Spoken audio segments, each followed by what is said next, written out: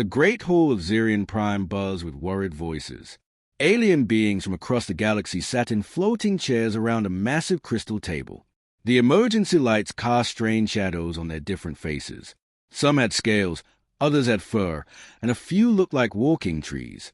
But they all shared the same expression of fear. Ambassador Vextari stood at the center of the room. Her crystal body caught the light and threw rainbows across the walls. She had called this meeting, and everyone knew it meant trouble. Big trouble. "The colony on Kepler 442b is gone," she said. Her voice sounded like wind chimes in a storm. 3 days ago, they sent their last message. Something huge was coming toward their planet. Ships like nothing we have ever seen before. A low rumble came from the Drakmari section. Elder Counselor Thane was old, even for his long-lived race. His gray skin was marked with scars from many battles. He had seen wars that lasted centuries, but his yellow eyes showed worry now. "What kind of ships?" asked Commander Zeltrin from the Mantry delegation. His blue skin was darker than usual, which meant he was scared. The Mantry were known for their courage, so this was not a good sign. Vextari waved her hand, and a hologram appeared above the table. The image showed space near the mining colony. Then massive shapes moved into view. They were not like any ships the Council had seen before. They looked alive, like giant sea creatures swimming through space. Dark metal mixed with what looked like skin and bone. Red lights pulsed along their sides like heartbeats. "They are biological," Vextari continued. "Part machine, part living creature. Our sensors counted at least 50 of them, and they were all different sizes. The largest one was bigger than our battle cruisers." The room fell silent. Even the translators stopped their quiet humming. "What happened to the colony?" asked a small voice from the back. It came from Representative Klee of the Pixari Union. Her people were no bigger than human children, but they were smart and asked good questions. The hologram changed. It showed the mining colony as it was before, a small city with protective domes, mining equipment, and transport ships. Then it showed the same place 3 days later. Nothing was left. No buildings, no ships, no people. Even the ground looked different, like something had eaten it. "Gone," Vextari said simply. "All of it. 20,000 people, all their buildings, even the mining equipment. It all disappeared." Panic started to spread through the room. Representatives began talking at once in dozens of different languages. The translator system struggled to keep up with all the worried voices. Elder Thane raised his hand for silence. When he spoke, his voice was deep and calm, but everyone could hear the concern in it. "This is not the first colony to disappear," he said. "We have lost contact with 7 mining stations in the past month. We thought they were equipment failures or pirate attacks. But now we know the truth." He stood up slowly. His old body moved with the weight of his years, but his mind was still sharp. These creatures, whatever they are moving toward the populated systems. Our long-range sensors show them heading for the trade routes. If they reach the civilian areas, millions will die. Commander Zeltrin stood up next. His people controlled the largest military force in the known galaxy, but even he looked worried. "The Mantry peacekeepers are fighting border wars with the Skull Pirates. Our main fleet is 3 weeks away from the threat zone. We cannot abandon our current battles, or other systems will fall to the pirates." Other military leaders nodded. The Zephyr Defense Fleet was busy protecting their home worlds. The Altherry Collective had no warships at all. The smaller races had police forces, not armies. "What about the new members?" asked Representative Klee. "The ones who just joined the Council last year." She was talking about the humans, but nobody wanted to say it out loud. Earth had only recently been accepted into the Galactic Council. Most species still did not know much about them. They seemed primitive compared to races that had been traveling space for thousands of years. But Elder Thane remembered the reports from the Void War. Human ships had appeared from nowhere to help fight the pirate fleets. They used strange tactics and weapons that no one understood. The pirates called them death dealers and fled whenever human ships appeared. "The humans," Thane said quietly, "they have proven themselves in battle. Their military record is impressive." Many council members made sounds of doubt. How could a young race help when the older, more advanced civilizations were helpless? "They fight differently than we do," Thane continued. They adapt quickly. They never surrender. And they have something we may need against these creatures. What? Asked Vexari. Thane looked around the room at all the frightened faces, representatives from hundreds of worlds, all looking to him for answers he did not have. Hope, he said simply. They fight like they believe they can win, even when winning looks impossible. The vote was close, but the council agreed. They would send a distress call to Earth, asking for help from the mysterious humans. None of them knew they were about to wake up legends. As the message raced through space toward the small blue planet, the biomechanical fleet continued its slow advance toward the heart of the galaxy. Behind them, empty space marked where entire worlds used to be. Ahead of them, billions of lives hung in the balance. The galaxy's newest members were about to become its only hope. Admiral Kate Morrison stared at the message that had just arrived from the Galactic Council. Her gray hair was pulled back tight, and her blue eyes showed no emotion as she read the report. But the junior officers in Mars Command knew that look. Someone was about to have a very bad day. The red planet Mars hung outside the windows of the command station.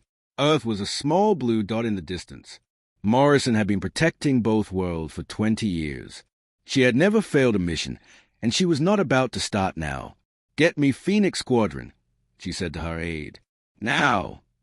Lieutenant Colonel Sam Wright nodded and started sending the emergency signals. Phoenix Squadron was scattered across the solar system on different missions, but when the Admiral called, they came running. 2 hours later, Commander Jake Sullivan walked into Morrison's office. He was tall and lean, with dark hair and green eyes that missed nothing. His uniform showed the badges of 12 major battles. Behind him came his team from the heavy cruiser HSS Retribution. Lieutenant Commander Lisa Park was small but fierce. Her black hair was cut short for space combat, and her dark eyes were always thinking 3 moves ahead. She had planned victories at military schools still studied. Chief Engineer Tony Riggs was built like a bay and had hands that could fix anything. His red beard was streaked with gray, and his clothes always smelled like engine oil. If it flew, floated, or fired, Tony could make it work better. Communications Officer Maria Santos spoke more languages than most computers could translate. Her brown hair was always pulled back in a practical ponytail, and she wore the gold earrings that marked her as a senior translator. Aliens trusted her voice more than their own diplomats. Pilot Ace Danny Cross was the youngest of the group, but his reflexes were legendary. His blonde hair was usually messy from helmet wear, and his blue eyes had the look of someone who saw the universe differently than everyone else. Other pilots said he could fly through a needle at light speed. Morrison stood as they entered. She had worked with Phoenix Squadron for 5 years, and they were the best team she had ever seen. "We have a problem," she said, activating the holographic display. The images from the Galactic Council appeared in the air between them. The biomechanical ships, the destroyed colonies, the advancing threat. Sullivan studied the display without speaking. His team gathered around him, each one focusing on their area of expertise. Lisa looked at the tactical data. Tony examined the ship designs. Maria listened to the alien language recordings. Danny watched the movement patterns. How many colonies? Sullivan asked. 8 confirmed destroyed. 3 more have gone silent in the last 6 hours, Morrison replied. The creatures are heading for the populated systems. Billions of lives are at stake. Tony whistled low as he looked at the ship designs. These things are alive. Look at the way the metal flows into the organic parts. I have never seen anything like it.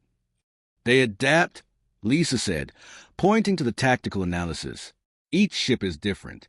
They learn from every battle and change their designs. Standard military doctrine will not work against them. Maria had been listening to the alien communications with her universal translator. The survivors are terrified. They call them the Hunger in 17 different languages. These things do not just destroy, they consume everything. Danny was still watching the movement patterns. They are smart. Look how they avoid the main shipping lanes but hit the isolated colonies first. They are testing our defenses. Morrison nodded. The Galactic Council's regular forces cannot handle this. Their fleets are tied up in other conflicts or too far away. They have asked Earth for help. The room fell silent. Phoenix Squadron had fought pirates, rebels, and hostile aliens. But this was different. This was a threat to the entire galaxy. What are our orders? Sullivan asked. Morrison looked at each member of the team. They had volunteered for the most dangerous missions in human space. They had saved civilian transport from pirate fleets. They had held off enemy forces 50 times their size. But asking them to face these creatures felt different. "Reconnaissance first," she said. "We need to know what we are really fighting. Take the retribution to the Kepler system and see what these things can do." "But Jake—" She paused and looked directly at him. "Do not engage unless you have no choice. We need information, not heroes." Sullivan smiled for the first time since entering the room. "When have we ever done anything the easy way?" Morrison almost smiled back. "Almost. The Galactic Council thinks we are primitive," she continued. "They see our technology and think we are centuries behind them. They do not understand that our strength comes from something else." "What?" asked Danny. "We adapt. We improvise. We never give up," Morrison said. "These aliens have been fighting wars the same way for thousands of years. But humans fight differently. We break the rules when the rules do not work." Lisa was already planning their approach. "If these creatures adapt to every tactic, we need to be unpredictable, change our methods faster than they can learn." "The ships are biological," Tony added. "That means they have weaknesses that machines do not have. They need food. They can get sick. They can die." Maria looked up from her translations. "Admiral, there is something else. The aliens who sent this message are scared of us too. They call us death dealers and the unpredictable ones. They ask for our help, but they are not sure they want it." Morrison stood and walked to the window. Mars hung in space like a red eye watching over the solar system. Earth was a distant blue promise of home. "Let them be scared," she said quietly. "These creatures have consumed 8 worlds and are heading for more. They think they can devour our galaxy like they have devoured others. They are about to learn why pirates run when they see human ships." She turned back to Phoenix Squadron. "You leave in 1 hour. Full combat load, but remember, reconnaissance first. We need to know what we are fighting before we can kill it." As the team prepared to leave, Morrison watched them go. Jake Sullivan and his crew had never failed a mission. They had earned their reputation by doing impossible things in impossible situations. The creatures heading toward the populated worlds had destroyed civilization for millions of years. They had consumed entire galaxies and were now setting their sights on the Milky Way. But they had never met humans before. They were about to discover that some prey fought back in ways that could not be predicted or adapted to. The legends were awakening, and the galaxy was about to see why humanity owned its fearsome reputation among the stars. The HSS Retribution dropped out of faster-than-light travel at the edge of the Kepler system. Commander Jake Sullivan sat in his captain's chair, watching the main screen as the sensors came online. What he saw made his blood run cold. Where the mining colony should have been, there was nothing, not even debris. The entire planet looked different, like something had taken huge bites out of it. The surface was covered with strange growths that pulsed with red light. "Lisa, what am I looking at?" Sullivan asked. Lieutenant Commander Lisa Park was bent over her tactical station, running scan after scan. Her face was pale as she looked up. "The colony is gone, sir. All of it. But something else is there now. The energy readings are off the charts." On the main screen, the image zoomed in on what used to be the mining planet. A massive structure had grown where the human city once stood. It looked like a giant heart made of metal and flesh, beating slowly in the vacuum of space. Dark veins spread across the planet's surface like infection. "My God," whispered Maria Santos from her communication station. "What did they do to it?" Chief Engineer Tony Riggs was studying the sensor data with growing alarm. "Whatever that thing is, it is alive. The whole planet has been changed into some kind of organic machine. It is processing the matter from the colony and turning it into something else." Danny Cross, their pilot, kept the ship at a safe distance while they observed. His hands were steady on the controls, but his voice was tight with worry. "Commander, we have movement. Multiple contacts coming around the far side of the planet." The biomechanical ships appeared on screen like nightmares swimming through space. They were even worse than the Council's reports had suggested.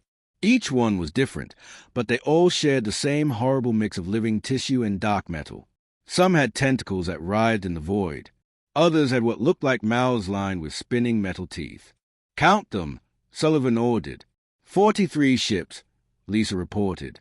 Sizes range from fighter craft to something bigger than a battle cruiser. And Commander, they are all different. No two ships are exactly alike. The biomechanical fleet moved in patterns that hurt to watch. They flowed around each other like a school of fish, but there was something wrong about their movement. It was too perfect, too coordinated. "They are connected," Maria said suddenly. She had been listening to the strange signals coming from the fleet. "They share information instantly. What one learns, they all learn." Sullivan made a decision. "Take us in closer. I want detailed scans of those ships. But keep us ready to run." Danny moved the Retribution through the asteroid field that ringed the system. The ship stealth systems were the best humanity had ever built, but Sullivan was not sure they would work against these creatures. For 20 minutes, they observed the alien fleet. Tony recorded everything about their hull designs. Lisa analyzed their weapons and movement patterns. Maria tried to decode their communications. The more they learned, the more worried they became. "These things are not just ships," Tony said finally. "They are predators. Look at the way they are built. Everything is designed to consume and process matter. They eat planets and turn them into more of themselves." "The energy readings suggest they have been doing this for a very long time," Lisa added. "These creatures are old, really old, and they are very good at what they do." Maria looked up from her station with fear in her eyes. "Commander, I am picking up fragments of their communications. They are not from our galaxy. The signals contain references to other star systems, other galaxies. I think they have done this before. Many times." Before Sullivan could respond, alarms started blaring throughout the ship. "We are being detected," Danny announced. "Multiple contacts breaking off from the main fleet and heading our way." On the screen, 6 of the biomechanical ships had turned toward the Retribution. They moved with frightening speed, closing the distance faster than any normal ship could manage. "How did they find us?" Sullivan demanded. "Unknown," Lisa replied, her fingers flying over her controls. "Our stealth systems are working perfectly, but they found us anyway." The pursuing ships were getting closer. Up close, they looked even more horrible. Their hulls pulsed like living skin, and strange appendages reached out toward the human ship like grasping fingers. "They want to catch us alive," Tony realized. "Look at those appendages. They are designed to grab and hold, not destroy." "Well, they picked the wrong humans to mess with," Sullivan said grimly. "Danny, get us out of here. Full speed." Danny's hands danced across his controls, and the Retribution shot forward like a bullet. But the biomechanical ships kept pace, their organic hulls changing shape to move faster through space. "They are adapting," Lisa warned. "Their hull configurations are shifting to match our speed." The chase led through the asteroid field. Danny flew the Retribution between rocks the size of buildings, using every trick he had learned in 20 years of combat flying. But the creatures followed them through impossible spaces, their ships bending and twisting in ways that should have torn them apart. "Danny, can you lose them?" Sullivan asked. "I am trying, sir, but they learn from every move I make. Each time I change direction, they adapt faster." One of the pursuing ships got close enough to extend a long tentacle toward the Retribution's hull. Tony quickly rerouted power to the defensive systems, and an energy pulse burned the appendage away. The creature's ship recoiled with what sounded like a scream. "Did you hear that?" Maria asked. "It made a sound. These things can feel pain." That gave Sullivan an idea. "Lisa, target their organic sections. If they can feel pain, maybe we can hurt them enough to make them back off." The Retribution's weapons fired in carefully aimed bursts. Each shot hit the fleshy parts of the pursuing ships. The creatures recoiled and slowed down, but they did not give up the chase. "It is working, but not for long," Lisa reported. "They are already adapting. Their organic sections are growing armor plating." Danny found a narrow canyon between 2 massive asteroids. He flew the Retribution through the gap at full speed, scraping the hull against the rocky walls. The biomechanical ships tried to follow, but their larger size worked against them. 2 of them got stuck in the narrow passage. "That bought us some time," Danny said, "but the others are still coming." The remaining 4 ships had learned from watching their companions get trapped. They split up and tried to surround the Retribution. "Jump coordinates laid in," Danny announced. "Ready to go to faster than light on your command." "Wait," Maria said urgently. "I am picking up more signals. Long-range communication from the main fleet." She worked frantically to decode the alien signals. What she found made her face go white. "Commander, you need to hear this. They are not just talking to each other. They are sending signals to somewhere else. Somewhere far away." "Where?" Sullivan demanded. Maria's voice was barely a whisper. "To the space between galaxies. There are more of them out there. Thousands more. And they are coming."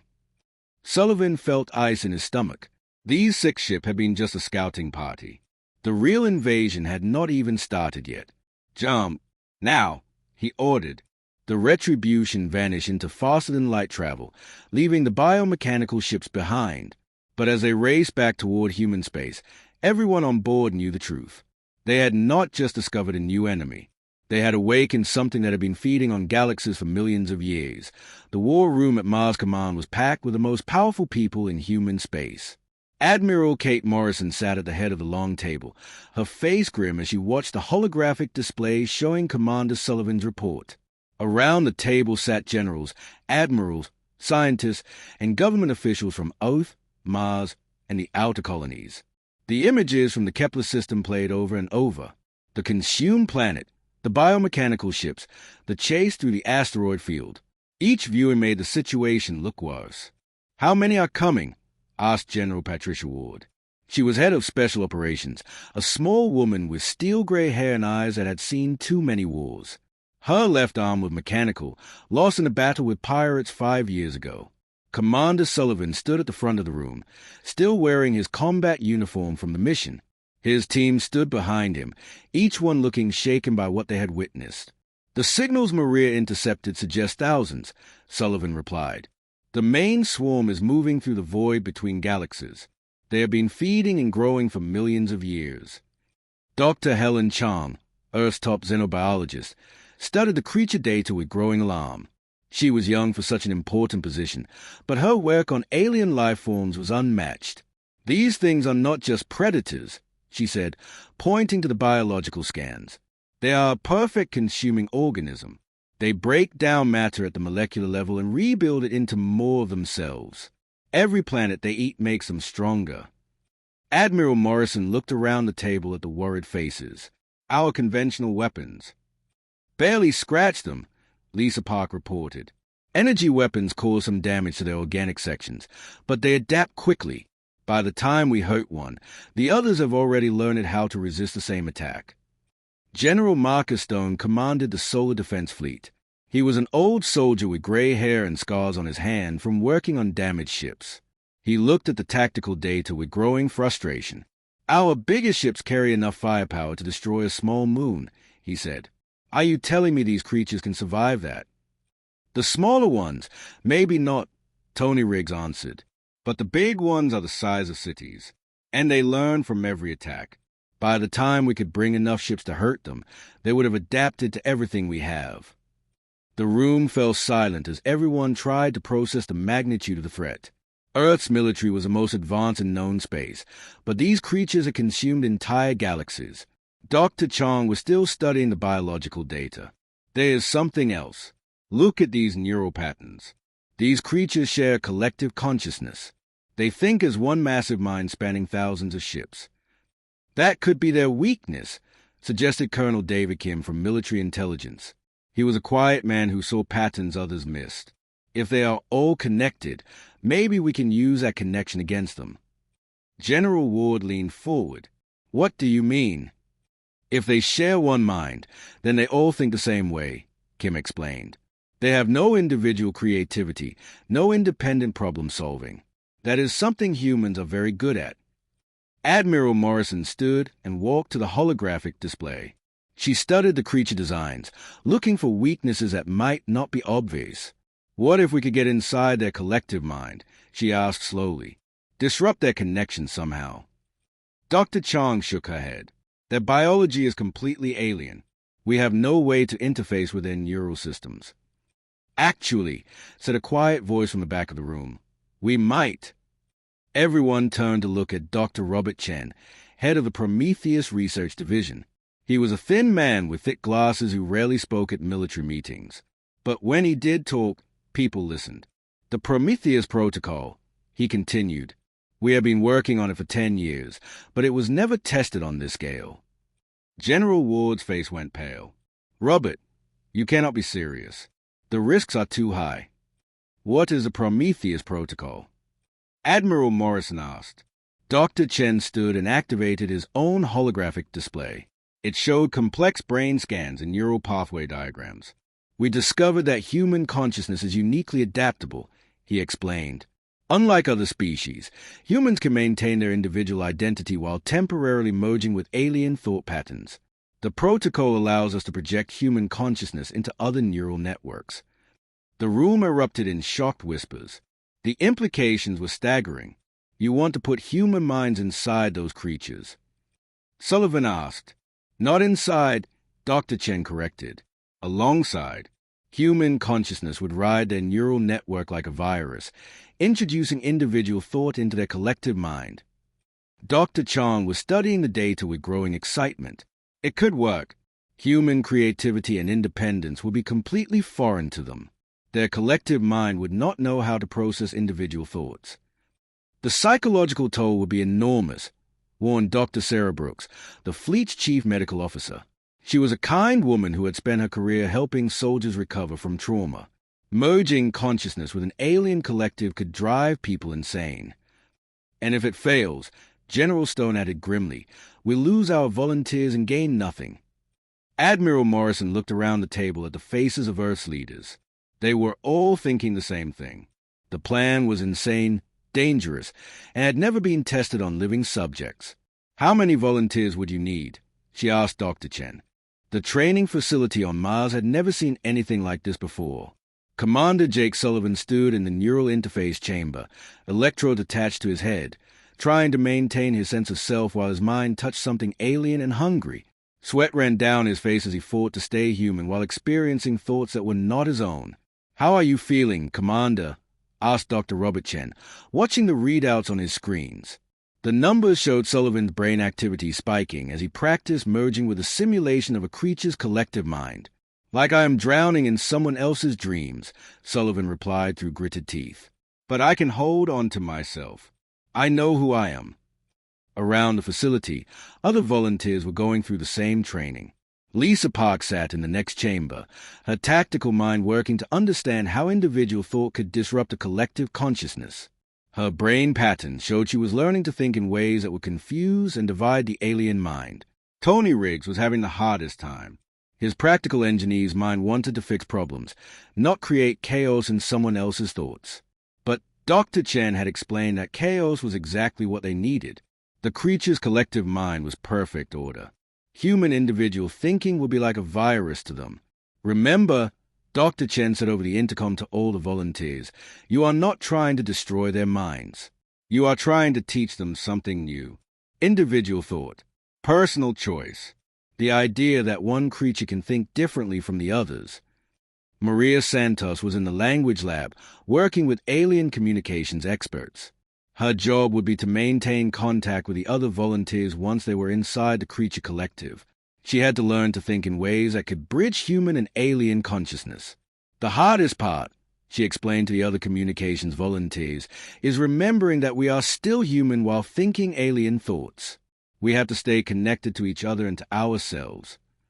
Danny Cross was practicing in the flight simulator, but these were not normal flying lessons.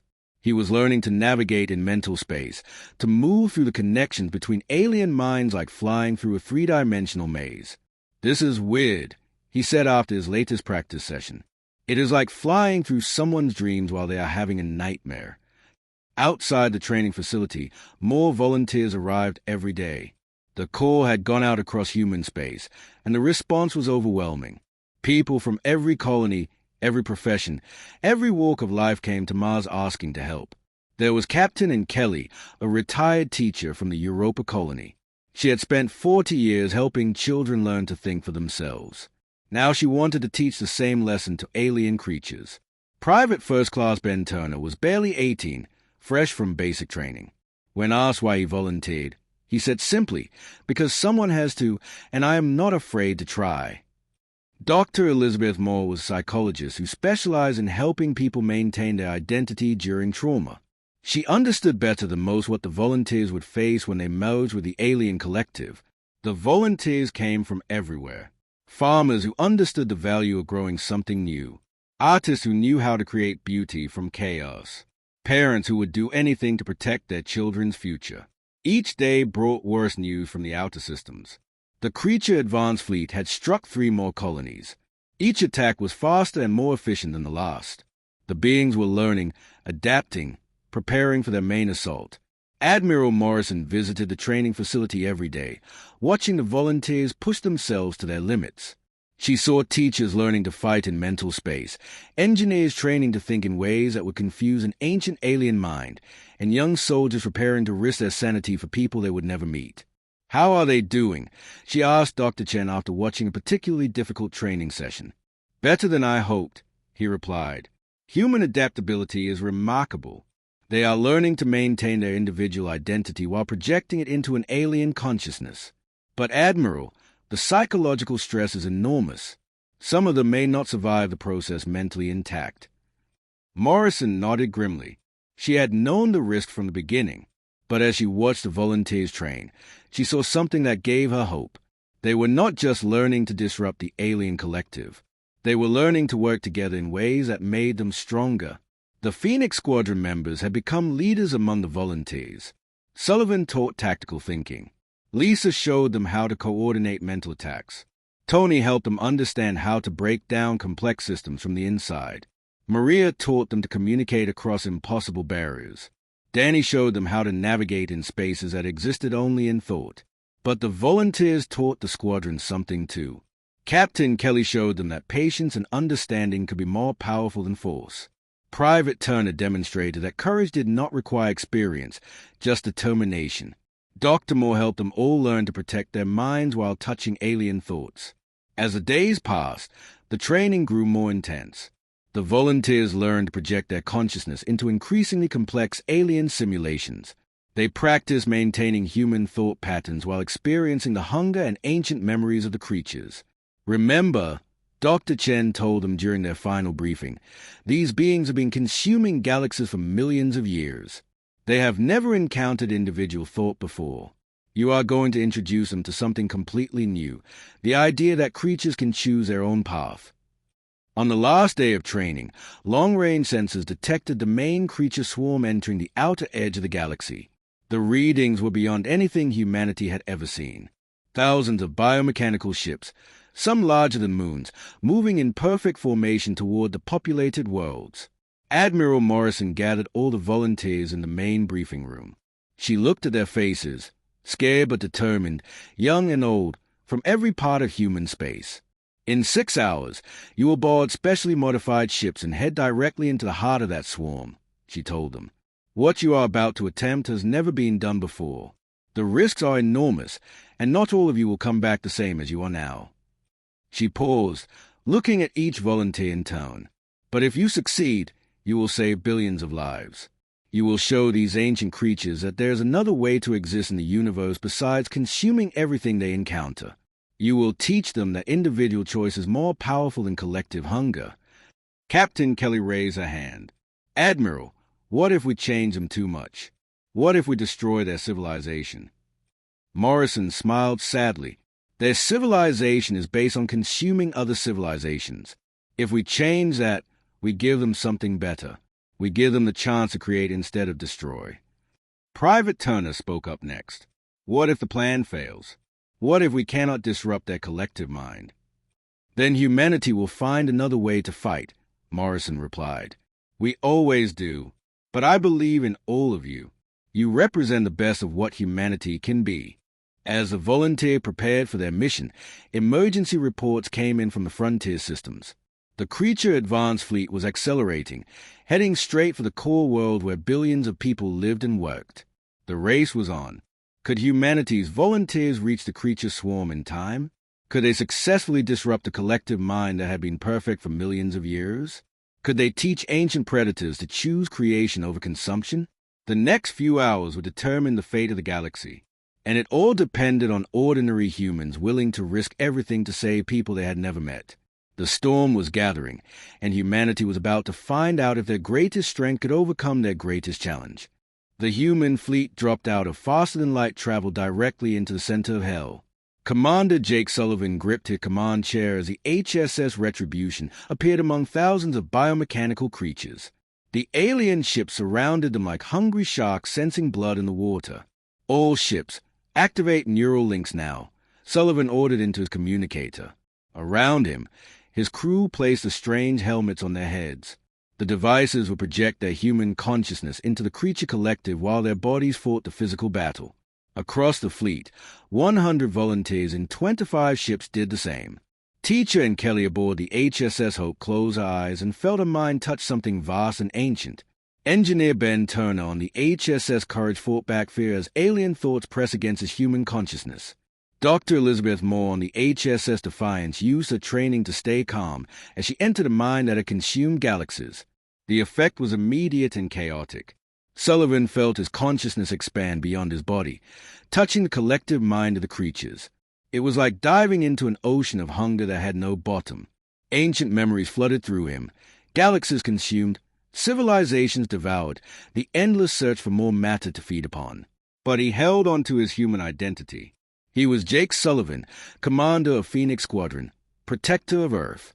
That core of self remained solid as he pushed his individual thoughts into the alien collective. The creatures reacted with confusion and pain. For millions of years, they had shared one perfect mind, one purpose, one hunger. Now suddenly there were new thoughts, independent ideas, questions where there had always been certainty.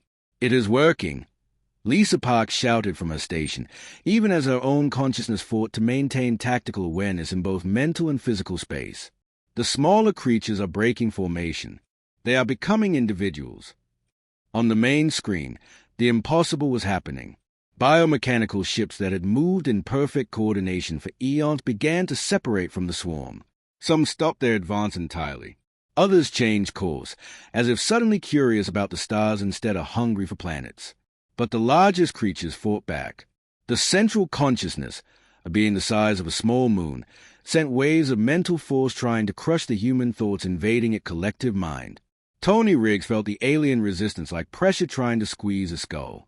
But his engineer's mind found the weak points in their mental defenses. Target the connection points, he called out, both speaking aloud and projecting the thought into the neural link. Disrupt the signals between the big ones and the small ones. Maria Santos was doing something even more dangerous. She was trying to communicate directly with the creature collective, translating human concepts into thoughts they could understand. The strain was enormous, but she pushed through the pain. They do not understand choice, she broadcast to the other volunteers. They have never experienced individual desire. We have to show them what it means to want something for yourself alone. The battle raged on two levels. In physical space, the human ships dodged between the massive creatures, using their superior speed and maneuverability to avoid being consumed. Danny Cross flew the Retribution through spaces that should have been impossible to navigate, weaving between biomechanical tentacles that reached out to grab them. In mental space, the volunteers fought to maintain their humanity while teaching alien concept to a collective mind. Captain Kelly projected memories of her students learning to think for themselves. Private Turner shared his dreams of seeing new worlds and making his own choices. Dr. Moss showed them what it felt like to be alone with your thoughts, to have privacy, to be individual. The psychological toll was terrible. Some volunteers screamed as their minds touched the full horror of the creature collective. Others fell silent as they struggled to remember who they were while drowning in alien memories. But they held on, each one anchored to their human identity by the memory of why they were fighting. Sullivan pushed deeper into the central consciousness, seeking its core. What he found there shocked him. The creatures were not evil. They were just hungry, driven by a need that had consumed them for so long they had forgotten any other way to exist. They are afraid, he broadcast to the other volunteers. They have been hungry for so long that they fear what happens if they stop consuming. They think they will die if they are not always feeding. The revelation changed everything. Instead of fighting the collective mind, the volunteers began to offer it something new, the concept of satisfaction, of having enough, of choosing to create instead of consume. And Kelly projected memories of watching children learn and grow. Ben Turner shared the joy of building something with his own hands. Elizabeth Moss showed them what it felt like to help someone instead of hurting them. The battle reached its climax when the central consciousness tried one final assault on the human minds. It gathered all its mental power and struck at Sullivan, trying to crush his individual identity and absorb his thoughts into the collective. But Sullivan was not alone. Every volunteer in the fleet joined their consciousness with his, creating a network of individual minds working together by choice rather than compulsion. The combined strength of human will, creativity, and determination met the ancient alien hunger head-on. The collision of minds was visible even in physical space. Energy erupted from the central creature as two completely different ways of thinking crashed together. The biomechanical surface rippled and changed as individual thought spread through the collective like wildfire. "Something is happening," Lisa Park reported, her voice filled with wonder. "The creatures are changing. Their biomechanical signatures are shifting to something completely new." Across the swarm, the impossible continued. Creatures that had consumed galaxies began to help damage human ships instead of attacking them. Biomechanical tentacles that had been weapons became tools for repair and assistance. The collective mind that had known only hunger began to experience curiosity, creativity, and choice. But the cost was enormous. Half the human volunteers had collapsed from the mental strain. Their bodies lived, but their minds were lost somewhere in the spaces between human and alien consciousness. Others lay unconscious, their neural patterns forever changed by what they had experienced. Sullivan felt his own identity slipping as the alien collective tried to understand what he had shown them. The temptation to let go, to merge completely with the vast alien mind, was almost overwhelming. But the voices of his crew, his friends, his fellow humans, called him back to himself. "Commander!" Danny Cross called out, his voice strained from hours of impossible flying. "The creatures are withdrawing. The main swarm is changing course away from populated systems." 6 months after the battle that changed everything, Commander Jake Sullivan stood on the observation deck of the space station orbiting Earth. Through the transparent aluminum windows, he could see something that still amazed him every day. The creatures that had once threatened to consume the galaxy were now helping to rebuild it. The massive biomechanical beings had transformed beyond recognition. Where once they had been hungry predators, now there were gentle giants working alongside human engineers to restore the damaged worlds. Their organic technology, combined with human creativity, was creating wonders that neither species could have achieved alone. "Commander Sullivan," a voice said behind him. He turned to see a young woman in a diplomatic uniform. She was one of the new ambassadors trained to communicate with the awakened, as the transformed creatures now called themselves. "The Galactic Council is ready for you, sir," she said.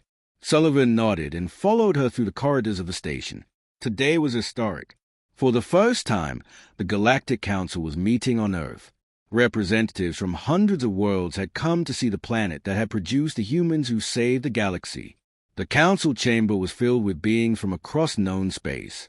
Crystalline Alt-Harry, Scale Drakmari, Blueskin Mantry, and dozens of other species sat in careful arrangement around the great table.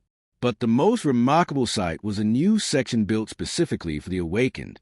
3 of the transformed creatures floated in specially designed chambers filled with the atmosphere they needed. They no longer looked like the nightmare ships that had once consumed planets. Their biomechanical forms had evolved into something beautiful, with flowing organic curves mixed with gleaming metal that caught and reflected light like living art. The largest of them, who had once been the central consciousness that Sullivan had touched with his mind, now called itself Harmony. It had chosen the name after learning about human music and the concept of many different voices working together to create something beautiful. Ambassador Sullivan, Elder Counselor Thane said as Jake entered the chamber. The old Drakmari had aged visibly in the past months, but his eyes were bright with hope instead of fear. Sullivan took his place at the table. His title had changed from commander to ambassador. The neural link experience had left him able to communicate directly with the awakened, making him humanity's primary representative to the transformed beings. "We are here today, Thane continued to discuss the future of our galaxy. 6 months ago, we faced extinction. Today, we have opportunities we never dreamed possible. Harmony spoke, its voice a complex harmony of biological and mechanical sounds that the translators converted into words all species could understand. We remember the hunger, it said. For millions of years, we knew only consumption. We devoured 17 galaxies, countless civilizations, endless worlds. We thought this was existence.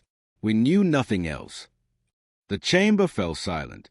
Many of the council members still had nightmares about the creature's first appearance in their space. Then the humans touched our minds. Harmony continued.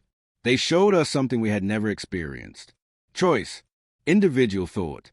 The idea that we could create instead of consume. They gave us the greatest gift in the universe, freedom from our own nature. Ambassador Vextari, whose crystalline form now showed patterns of gold that indicated hope, leaned forward. What will you do with this freedom? Another of the awakened, who called it self-discovery, answered, We will explore. We will learn. We will help. The void between galaxies is vast and full of wonders we never noticed while we were hungry. Now we want to see them, study them, understand them. And the damage you cause, asked Commander Zeltron of the Mantry. His people had lost 3 colonies to the creature's advance scouts.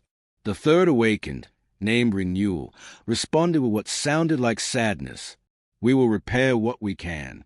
Our biomechanical technology can restore dead worlds, rebuild destroyed cities, even bring back extinct species if genetic samples remain. It will take centuries, but we will try to undo the harm we caused. Sullivan stood and activated a holographic display showing the current status of the galaxy. Where once there had been consumed worlds and empty space, now there were construction sites and renewal projects. The Awakened are already working to restore the damaged systems, he reported. Their organic technology can transform dead rock back into living worlds. They can grow cities that clean the air and seas that support life. What would take us centuries to rebuild, they can restore in years. But that is not all, he continued. They have shared their knowledge of the spaces between galaxies. There are other threats out there, other consuming entities. But now we know how to deal with them. We can teach them what the Awakened learned, that there is more to existence than endless hunger.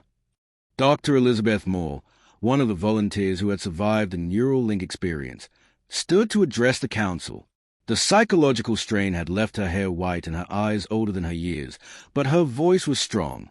The experience changed all of us who participated, she said.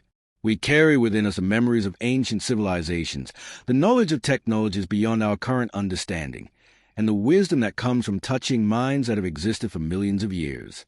But most importantly, we learned that even the most alien consciousness can understand the value of choice and individual thought.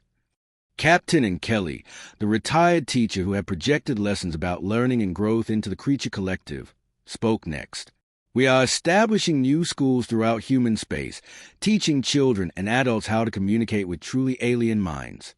The galaxy is bigger and stranger than we ever imagined, and we need to be ready to meet whatever else is out there. Elder Thane looked around the chamber at the representatives of hundreds of worlds. Then we are in agreement. Humanity will lead the new Galactic Defense Initiative, working with the Awakened to protect the galaxy from future threats. The vote was unanimous. Admiral Morrison, who had been promoted to Supreme Commander of Galactic Defense, stood to address the Council. Humanity accepts this responsibility, but we do not accept it alone. The Awakened will be our partners, not our servants. Together, we will explore the galaxy, protect the innocent, and spread the message that there's always another choice besides violence and consumption. As the meeting concluded, Sullivan found himself standing with Harmony in the station's arboretum. The transformed creature's biomechanical form had sprouted what looked like flowers, beautiful organic structures that served no purpose except to be lovely. Why did you choose to save us instead of destroying us? Harmony asked, its complex voice filled with genuine curiosity. Sullivan thought for a moment before answering. Because destruction is easy. Anyone can break something. But it takes wisdom and courage to help someone become better than they were. Humans have always believed that everyone deserves a chance to choose their own path. Even beings that have consumed galaxies.